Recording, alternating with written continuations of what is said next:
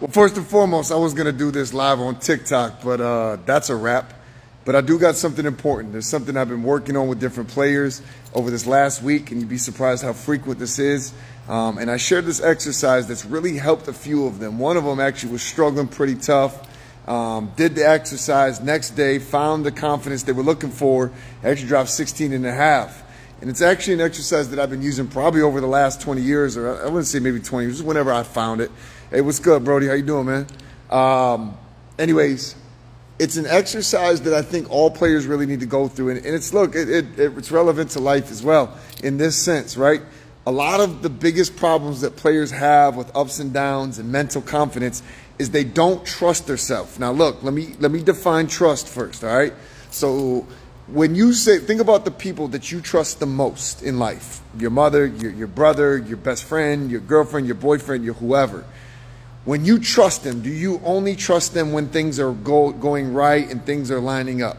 That helps build trust, but is that the only time you trust them? Of course not, right? So I use the example I used with one of my players. I said, well, look, let's say you got a best friend. You know he would never do you wrong, right? But then all of a sudden, one day in school, somebody comes and tells you that your best friend was trying to get with your girlfriend. If you really trusted that best friend, then of course you're going to shut that down. You're going to go to him and, have a calm conversation and everything. But, it's more for you to shut it down because you already trust that your friend would never do that to you. You wouldn't spaz out. If you didn't trust them, then you probably would spaz out in that sense. Does that make sense? Okay. Now, the problem is we don't, and this is a lot of self-love in a lot of different ways. We got to learn to take care of ourselves better. And we need to learn to trust ourselves better with the same reference. Now, obviously, you can't cheat on yourself, but here's what I mean from a basketball standpoint. Everybody has all this trust and confidence in themselves when things are going right. Oh, I scored 12 points last night, so, man, I trust myself going into the next game. But then all of a sudden they have a 2-point game, a 0-point game, and they don't trust themselves anymore. But yet that friend of yours, you trust them even when you hear some of the most foul information that you could hear from a best friend, right? One of the worst things a best friend could do is cheat on you with your girlfriend, or vice versa if you're a female watching this, right? That's one of the worst things they can do, and you still are solid with them. Nah, I trust them. I got to see some real hard proof, real hard facts before I stop trusting them. But all it takes is for you to have one bad game, or maybe it's not even that bad a game. If you really don't trust yourself, you might, like I've had players come and say, I didn't shoot that well. Oh, yeah? What was your percentage? Well, I don't know, but I was like 5 for 10 from 3. You shot 50% from 3, and you thought you failed. Again, we don't trust ourselves. We don't trust ourselves. You have to be able to trust yourself. Now, here's an exercise. The exercise that I've been doing with all these players that's really enlightening your mind. Sometimes you got to break down the stories and the crap that's going on in your head that have been built up from whatever. Bad experiences before, people telling you certain things, coaches, parents, whatever, teammates, whatever. And you got to rewrite these stories. And if you don't trust yourself, there's definitely stories in this subconscious that are holding you back from getting to that space of trust, and you need to break them down. So here's the exercise.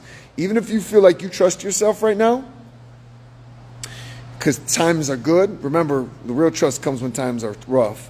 But what I would do if I were you is I would take a piece of paper.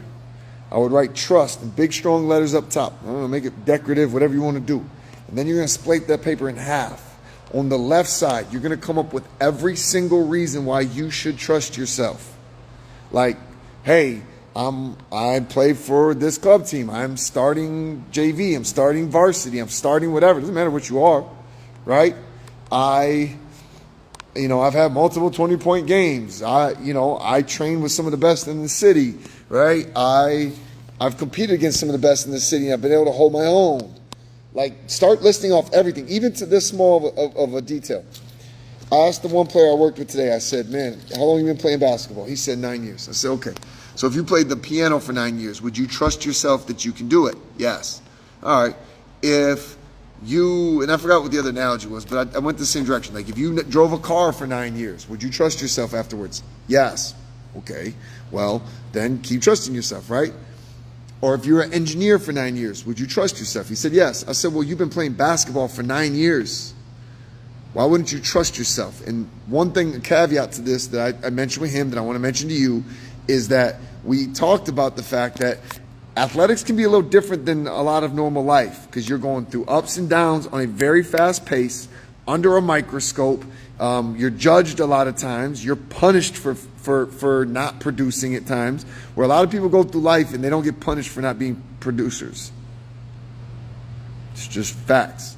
So anyways, all this can happen very fast, where that's why it may be a little different to trust ourselves as an athlete compared to like just playing the piano, just being an engineer, things of that nature. I'm not downplaying those things.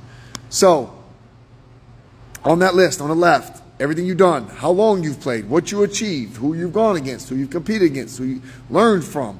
Every single thing, like, and I'm not telling you to put fluff out there, but don't turn an idea down either. Just list it. It doesn't really matter whether it's like the biggest reason. It just is a reason. That's all that matters. I want you to list as many as you can. Brainstorm. On the right side, you're going to list every single reason why you shouldn't trust yourself.